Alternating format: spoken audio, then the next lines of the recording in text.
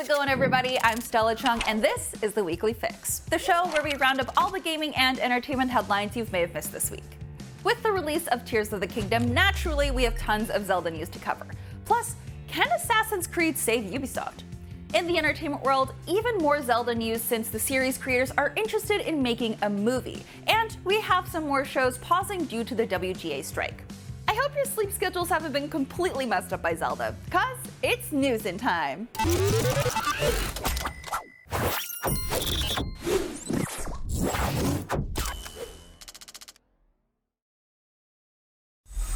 This was the first weekend after the Legend of Zelda Tears of the Kingdom released, and oh my god, players have really shown their true colors in how horrible they are. So many Twitter and TikTok clips of players showing off different ways they torment Koroks published, and some of the videos got truly inventive. Tears of the Kingdom has a whole new toolbox of abilities and building mechanics, which can be used to solve puzzles and build complex machines.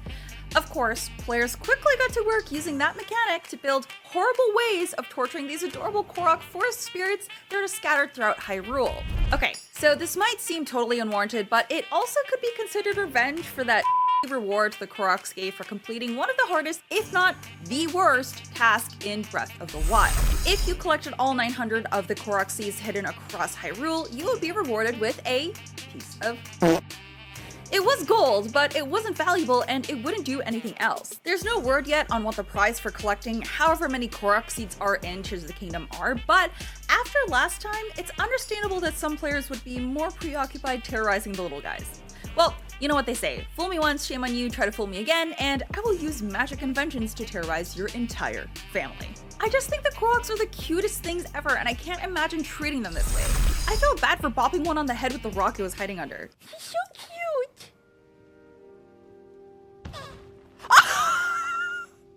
It was an accident, but yeah, it felt terrible. I just can't bring myself to hurt these cute little tree turrets. Then again, I didn't get suckered by that golden poop.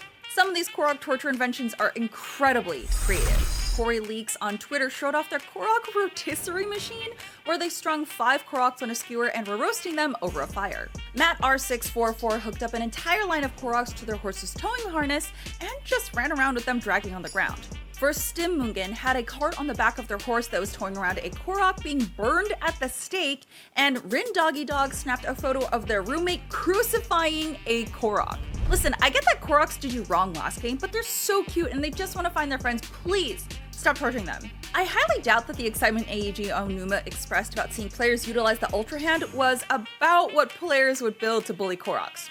And yet, here we are, multiple war crimes later. While most of the world is still waiting to boot up The Legend of Zelda Tears of the Kingdom, producer Eiji Aonuma has already finished it 20 times, and he has some advice. Don't head straight for the ending. Breath of the Wild, of course, was praised for its vast open world that encouraged non-linear exploration. Aonuma says that detours are even more fun this time around. He says, "I've played this game from start to finish about 20 times, and I can say that it's more fun with detours, even more so than in the previous game. When testing the game, I sometimes needed to rush ahead to clear the story, but later on, as I started to go off on side paths, I realized it's a whole different game." It got to the point, he revealed, where even he was surprised by the things he could do in Tears of the Kingdom. Despite clearing the game as many times as he has, he claims he never felt bored once. He continued, "Even when sticking things together, there are so many different combinations that even I don't know all of them. I even discovered something new the other day while shooting the gameplay demonstration video. So, it may take some time, but as you take detours and try out whatever you can at the time, I think you'll be able to enjoy the game in your own way." And for what it's worth, IGN's own 10 out of 10 review agrees. Our reviewer, Tom Marks, writes that it has an almost alarming number of tasks to complete, mysteries to discover, and delightful distractions to keep you from ever reaching that place you naively thought you were headed. So basically, get distracted, you're supposed to. By the time this video is live, Tears of the Kingdom will be just a few hours away. Maybe it's live as you're watching this. So to everyone out there that has been looking forward to the follow-up to Breath of the Wild, I wish you good hunting. Let's get out there and explore.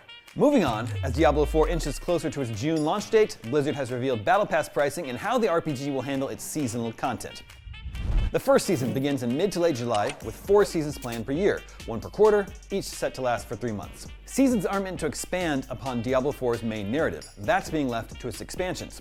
Instead, it'll focus on separate, themed content, iterating on the base game and introducing fresh concepts and ideas into the world of Sanctuary. Those concepts include new gameplay mechanics, characters, quest lines, items, and balancing tweaks. Those new quests walk you through new gameplay events tying into the RPG's latest themed experience.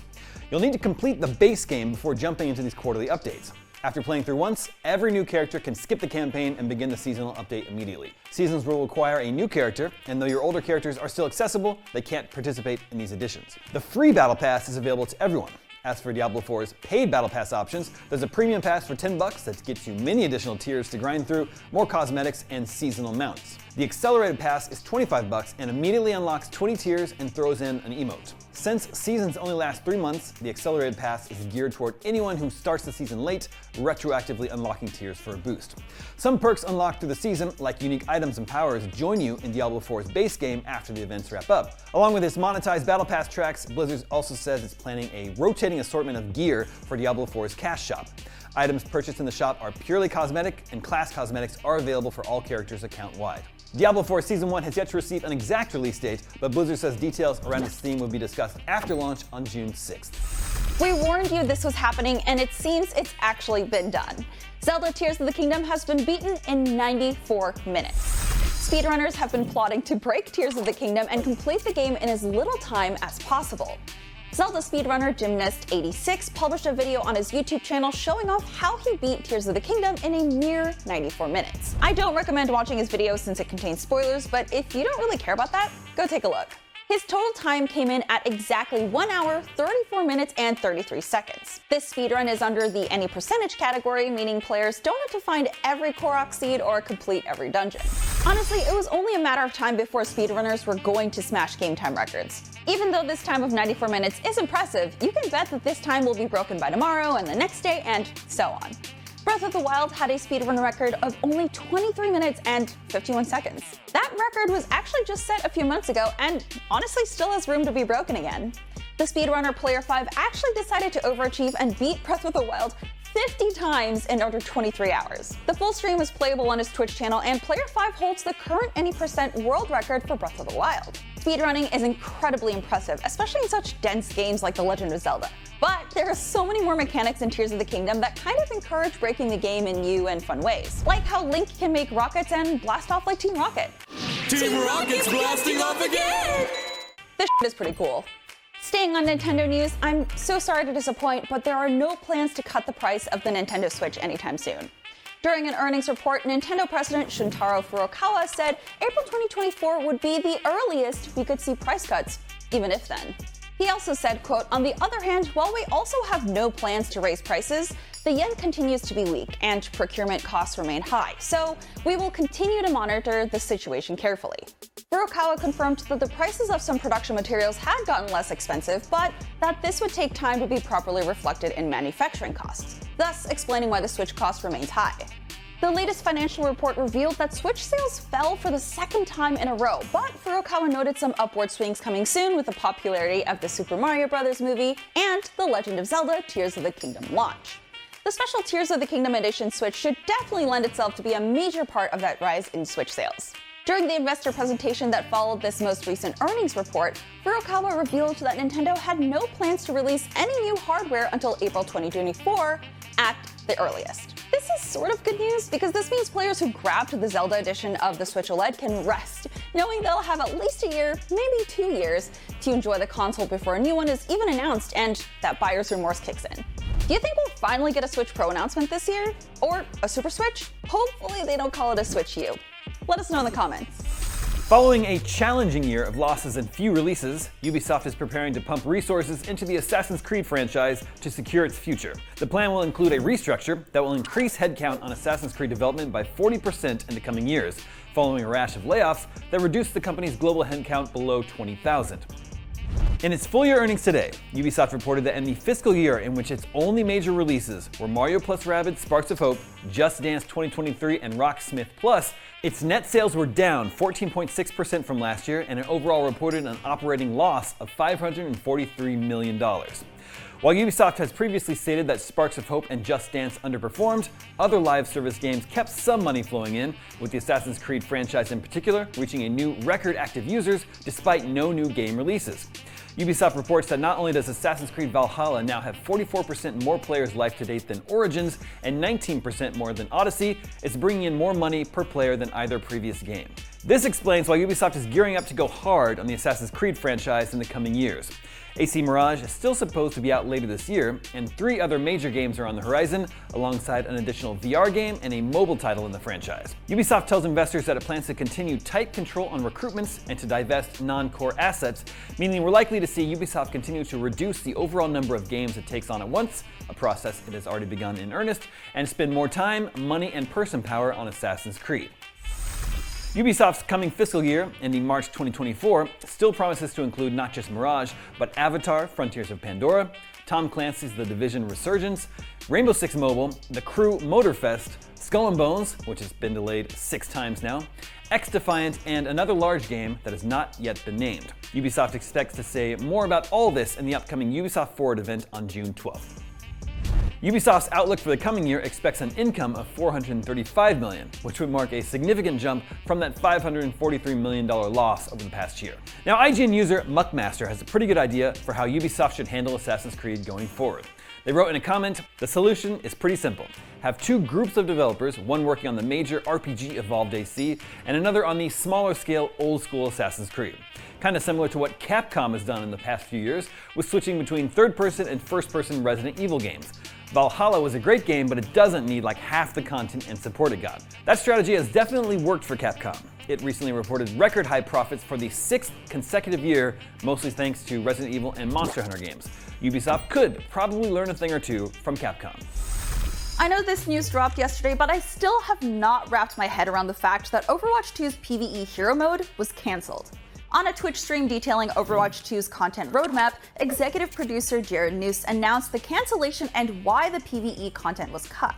Development on the PvE experience has not really made the progress we have hoped. The team has created a bunch of amazing content, so there's awesome missions that are really exciting.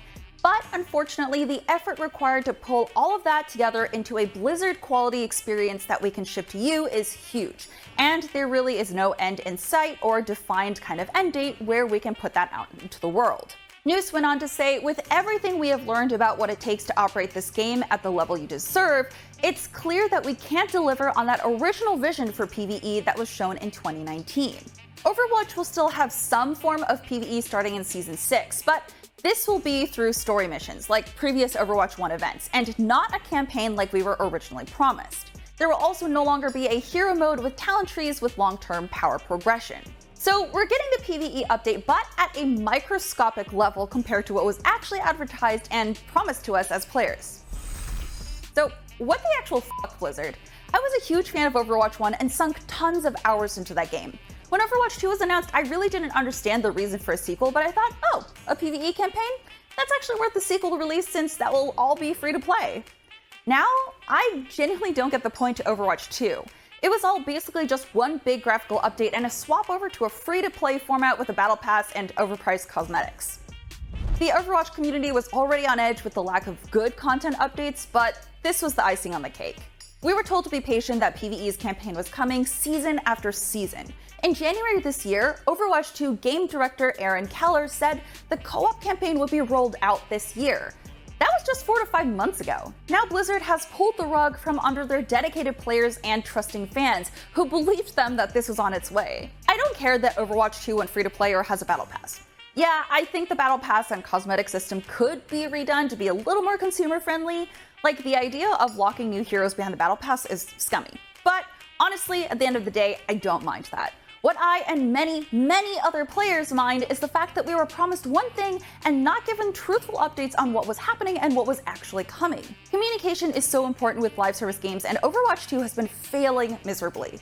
In the tweet with the announcement of Overwatch 2's roadmap, you can see a lot of players stating that this was the final nail in the coffin and that they would be uninstalling the game. You can make your game free to play, but you can't make people want to play your free game if you can't give players what you said you'd give them. It's time to take a quick break. When we come back, we've got some news regarding Venom 3, plus higher-ups on the Zelda dev team are interested in seeing a movie adaptation one day. See you in a bit. Welcome back. With the ongoing Writers Guild of America strike, Daredevil Born Again has been put on pause. But first, the director and producer of Zelda Tears of the Kingdom are both interested in a Zelda movie. Let's find out some more. Tears of the Kingdom producer Eiji Aonuma and director Hidemaru Fujibayashi have shared that they are interested in a film adaptation of The Legend of Zelda, especially after the incredible success of the Super Mario Bros. Movie. The pair were posed the question by Polygon, and while they confirmed there definitely is interest, it's ultimately not up to just them. Aonuma said, "I have to say I am interested, for sure, but it's not just me being interested in something that makes things happen, unfortunately." Fujibayashi added, "Maybe the voice of the fans is what's important here." It's easy to see why the prospect of a movie based on The Legend of Zelda is an enticing one for them, as the Super Mario Bros. Movie recently became just the 10th animated film to ever cross $1 billion at the global box office. Oh, and just speaking of the Super Mario Bros. Movie, it hits digital platforms tomorrow, May 16th.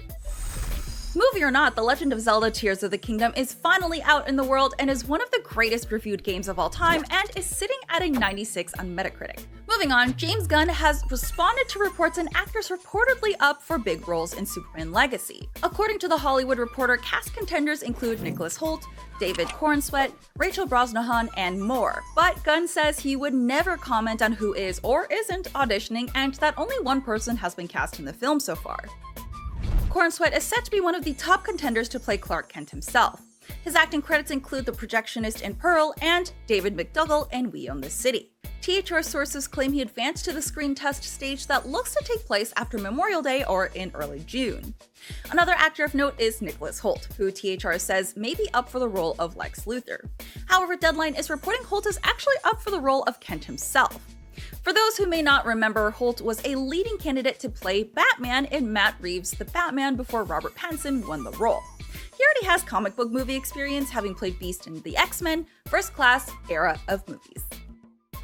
Deadline also states its sources claim Gunn is checking with A-list names he's worked with in the past for the role of Lex Luthor, and that the part has been labeled Apex, which could be a reference to the superpowered Apex Lex Luthor from the comics. There are reportedly a few choices in the running for Lois Lane, and they include Sex Education's Emma Mackey, The Marvelous Miss Maisel's Rachel Brosnahan, Bridgerton's Phoebe Danover, and Scream 6's Samara Weaving. Gunn, who is no stranger to responding directly to these types of reports and rumors on Twitter, responded to these articles with, quote, "For all of you asking, I would never comment on who is or isn't auditioning for a role.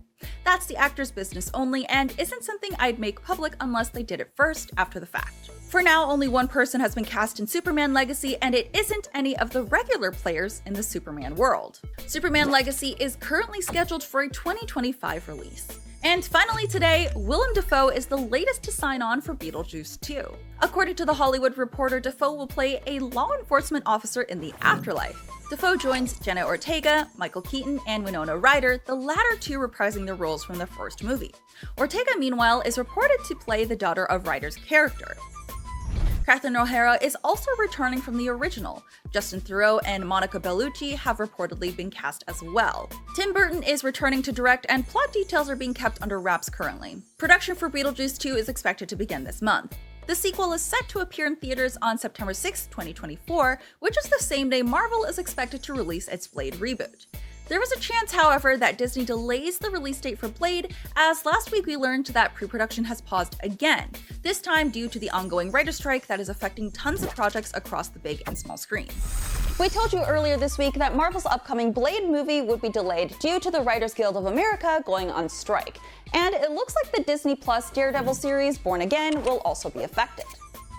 Production halted on Born Again after WGA East members picketed outside Silver Cup East, the Long Island studio where the show was filming. The Guild tweeted out a photo on Monday showing that local chapters of Teamsters and IATSE were refusing to cross the picket line. Deadline reports that production wrapped at 1 p.m. allegedly with no filming having been taken that day. While it might be disappointing that the strike could mean a longer wait for new superhero shows and movies, it's happening because the people who create these stories aren't being paid fairly, despite studios and streaming services regularly reporting record profits. And really, if you're a Daredevil fan, a friendly reminder that he's all about sticking up for the little guy, whether that means taking legal cases pro bono or dispensing ruthless street justice where the legal system has failed. Whenever Daredevil Born Again does see the light of day, or hears, smells, and otherwise senses it, there's going to be a hell of a lot of it. The first season is supposedly 18 episodes, and Kingpin actor Vincent D'Onofrio confirmed that a second season is already planned. The series was slated to premiere sometime in 2024, and depending on how long the strike continues, it still may very well do so.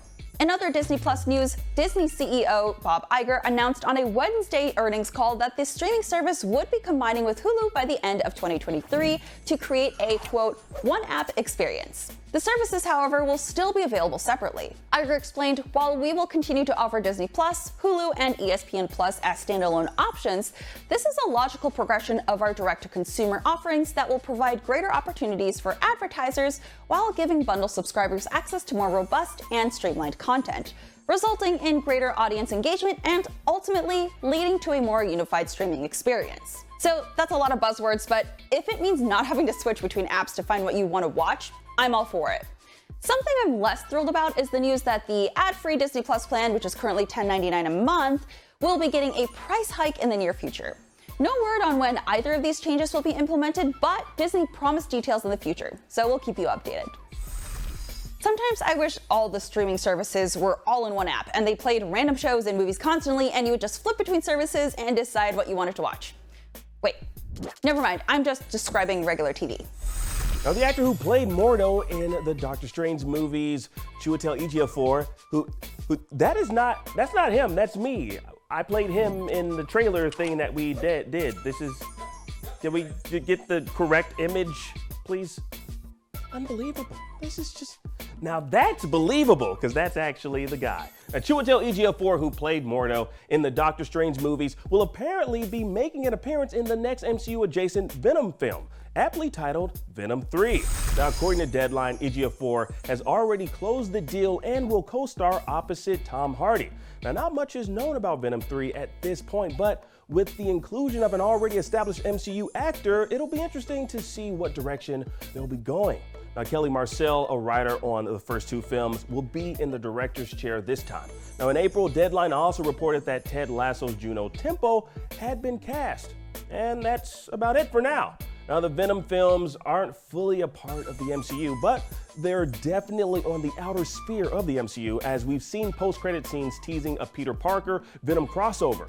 Now, when that'll happen exactly, who knows? Now, as for Ejiofor's character in Venom 3, well, our guess is that he'll be playing an entirely new character, and Venom isn't going up against the magical man Mordo. Now, Venom 3 is currently in pre-production. Now, as soon as we learn more about the movie, we'll share it with you right here. Now, moving on to more Marvel news, Hawkeye spin-off Echo has received a release date, and it'll be the first MCU series to drop a full season at once. Now, Echo will drop all of its season 1 episodes on Disney Plus on November 29th. Now, that should be right about when season 2 of Loki wraps up. Now, the God of Mischief's second season begins October 6th and will follow Disney's usual weekly release schedule. Now, by releasing all of Echo at once, Disney will be following the strategy favored by Netflix. Now, that strategy has been criticized at times for deflating excitement too soon. Now, despite that, Netflix has held fast to the so-called binge strategy, and now Disney is giving it a try. MCU boss Kevin Feige has previously admitted that there's a glut of Marvel shows on the service and that this may be the beginning of a concerted effort to pare down the release schedule. Or perhaps it suggests Disney isn't confident it can hold subscribers' attention from week to week, at least with this show. Now, the Echo series was originally announced back in 2021. It will focus on the title character who first appeared in Hawkeye. Using her photographic reflexes, she served as an enforcer for Wilson Fisk, aka the Kingpin, though she's on her own in the new series. Now, the story will pick up in her hometown as she reconnects with her native roots and tries to embrace the meaning of family. Family, like the Fast and the Furious movies. Wow, there's family. Anyways, one thing to look out for, Charlie Cox and Vincent D'Onofrio are reportedly returning for Echo as Daredevil becomes a bigger part of the MCU. And we'll have more on Echo leading up to its release in November. And finally, today, Disney Plus has announced that the first 4 Indiana Jones movies will start streaming on the platform on May 31st. Yeah, get excited, y'all. If you're an archaeologist, you should be super excited for this. Now, that must be a typo, actually, because I could have sworn there were only 3 Indiana Jones films. How many? There will be 5?